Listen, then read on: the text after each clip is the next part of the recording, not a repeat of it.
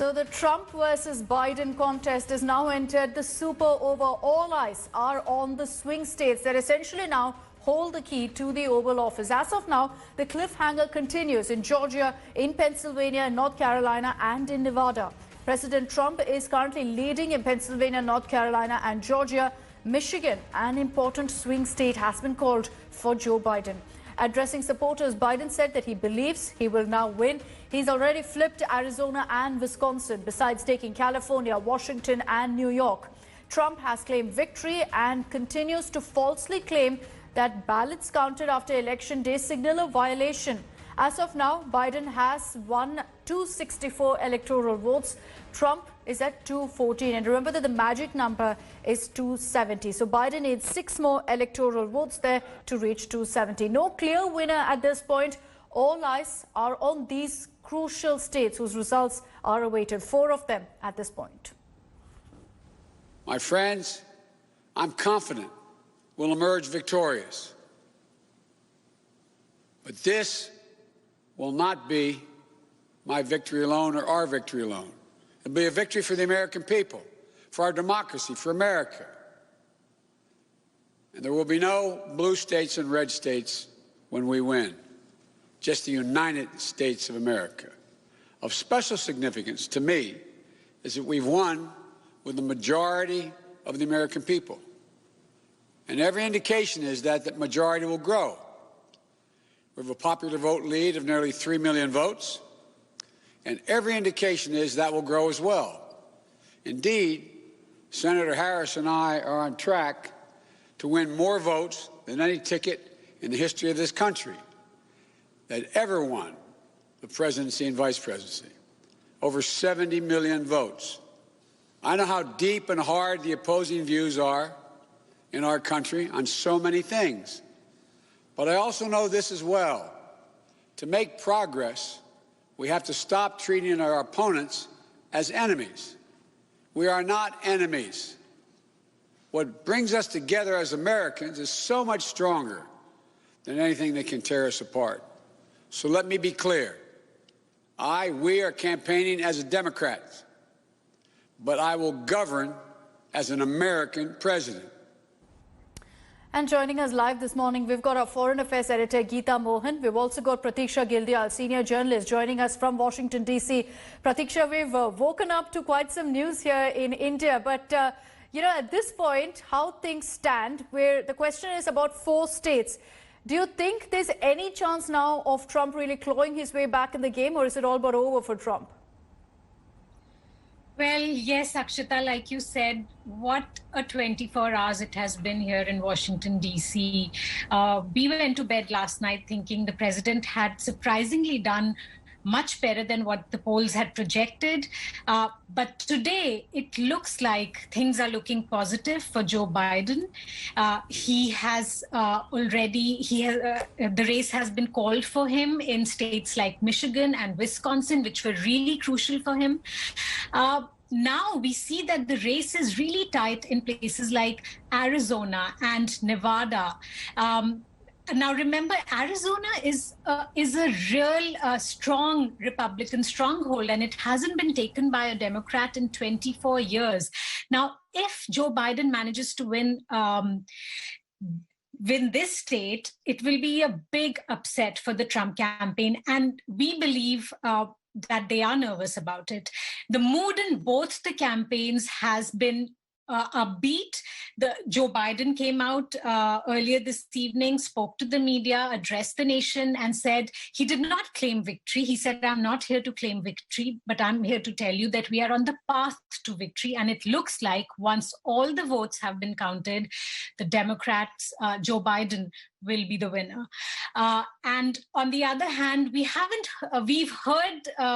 heard from President Donald Trump in person. It was said that he will come and address the nation again, speak to the media. He did not. He's been tweeting furiously all day, casting doubts on this election and the mail-in ballots.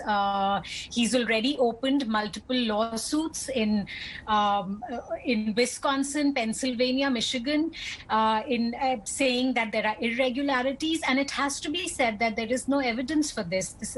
These are unsubstantiated claims, but here we are. This is the American political scenario right now. This was expected. I think this is playing according to script as far as Trump is concerned, that he would, cry foul, he'd question mail-in voting and whatnot. But Geeta, is there any real possibility? Does Trump really have a case to take to the Supreme Court even? See, in terms of cases, whether he has it or he doesn't, he is going to go to the court.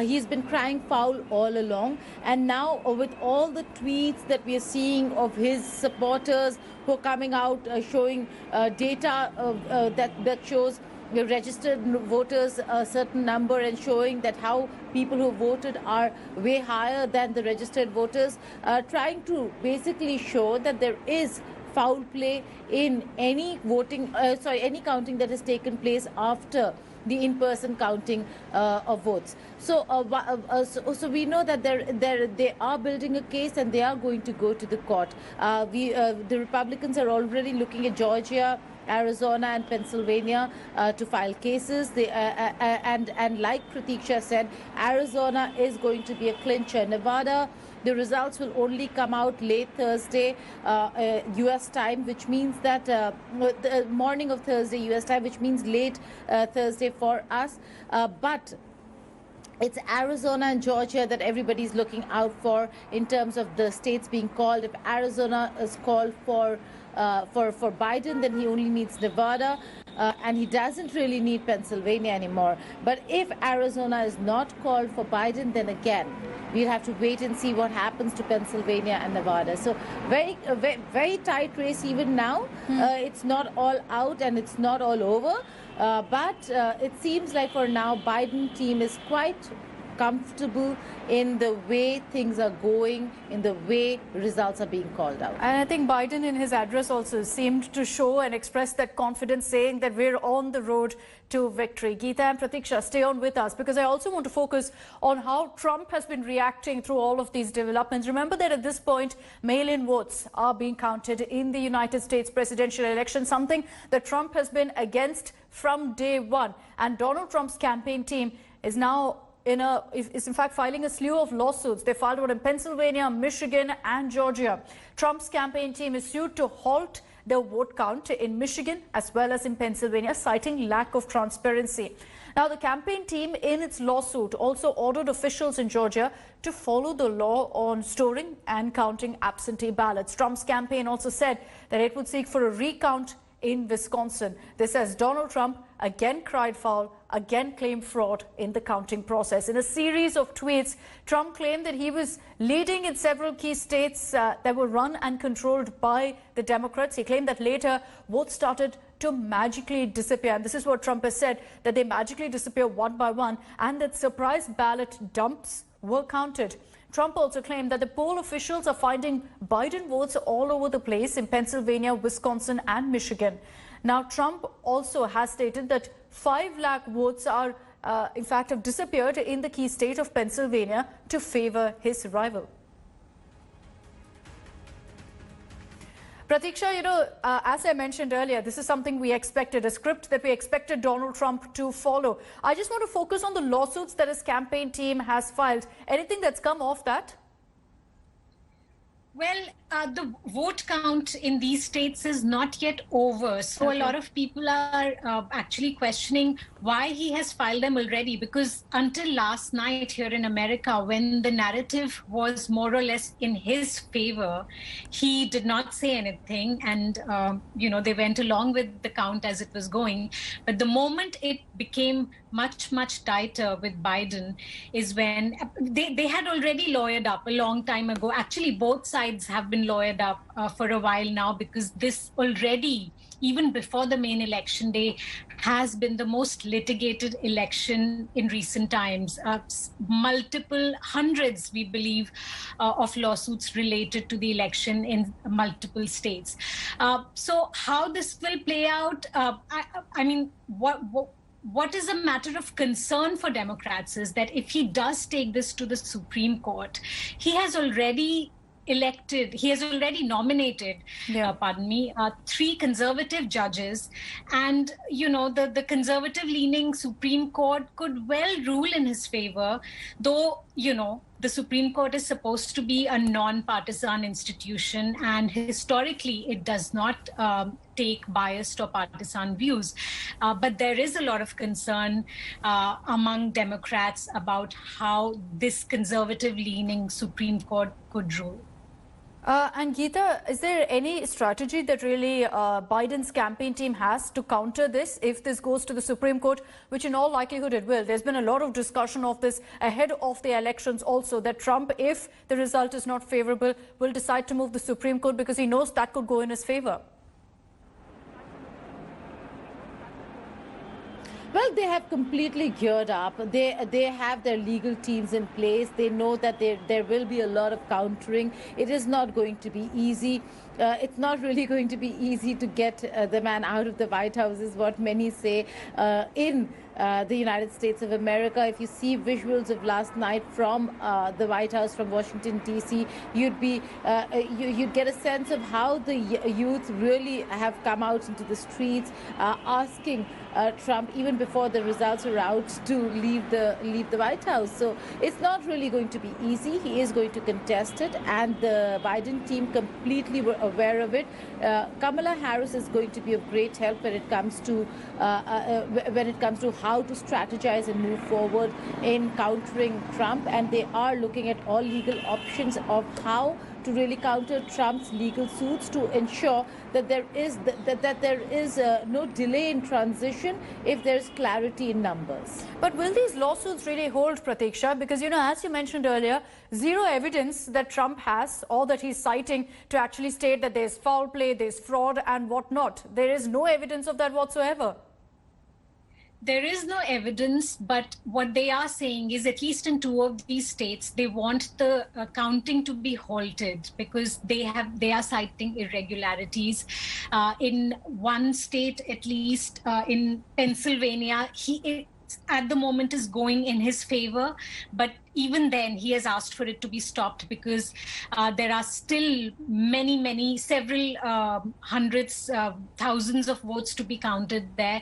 And a lot of them, we believe, are mail-in ballots, which traditionally favor Democrats because Democrats tend to use mail-in ballot more, and especially this year because of COVID and the kind of stance that Democrats had taken about COVID, that it is a serious disease, it's a dangerous disease.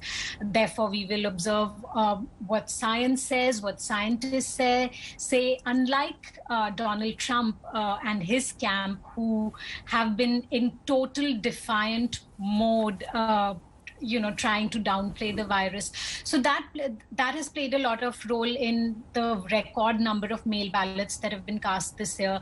And President Trump has for months now been questioning, posing doubt on it, and questioning the integrity of this, which again, like you said, really has no basis, has no evidence, not that we know of.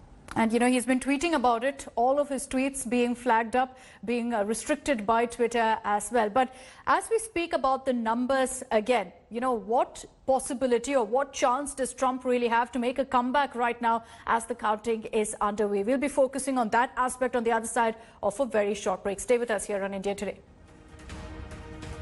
Hi everyone, Preeti Chaudhary here. Hope you like this video. For latest news and analysis, like and subscribe to the India Today YouTube channel. And don't forget to press the bell icon to stay updated. Thank you for watching.